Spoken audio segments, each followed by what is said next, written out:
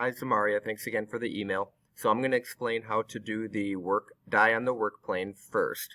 And so for this one, it's doing a dice where you can see 4 is on there. Now, if I go to the side here, you'll see it says basic shapes, but I need to get to where it says text and numbers so that I can get to the numbers 1. Let me move this up. 1, 2, 3, 4, 5, and 6. Right there. Okay. So I'm going to pick 3. Now, if I take 3, the work plane is basically the grid you see here. It's telling you what side it's going to work on. So, for example, if I bring the 3 out, you'll see it's face down this way, and I may not necessarily want it to be right there if I want it to be on this side. So, what I need to do, I deleted it there, is whatever side you're putting the number on, whether it's here, on top, when I see 3 is already made, 2 is already made. So let's do number 5. And I'll do it on this side. So what I need to do is click on work plane here. And it's asking you, what side do you want to put the number on?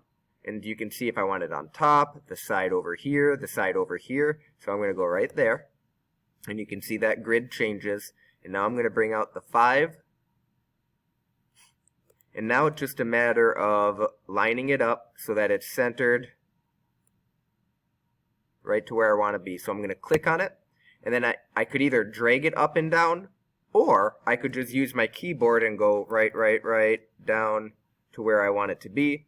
And then lastly, right now it's popping out quite a bit. So I'm going to click on it. And you can see then this little like cone-shaped, that if I click on that, I can either have it go out, or I want it to go in. So now you can see I have my 5 there. I'm going to bring it up once. There. Okay, so there's my 5. I could go ahead and do the top part again where I click on work plane. I want the top there, so I would then do number 6, putting it in there. So that's how you do die on the work plane. Now for the next one, creating holes, this one, when I click on it, I want to show you something here.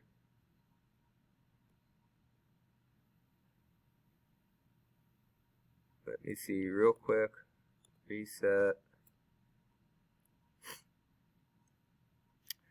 Now, if you open this up and you do not see the wrench here, some students I know when they've done this, it doesn't work on some students' Chromebooks. So if you open this one up and you do not see this here, you're going to basically skip this one. But if you see this wrench just like I see here, what you're doing then is you're going to be creating a hole here. And so to do that, I'm going to go find the hexagon shape, or the polygon shape there, bringing it out. And right now it's a solid, so if I combined it, it would just be taking one solid and adding it to the wrench. I don't want it to be a solid. I want it to be creating a hole. So I'm going to click here where it says change to hole. And now I need to group them together, because right now if I just remove this, well, you can see it's still a solid. So I'm going to click on my polygon here, hold the shift key, and then click on the wrench. And by doing that, I have my 2 shapes selected. Now I can group it together. So now when I remove it, you can see I created a hole, which is what this tool, this wrench, is needed. So at this point, you could take a screenshot when you have that created and put it in your design notebook.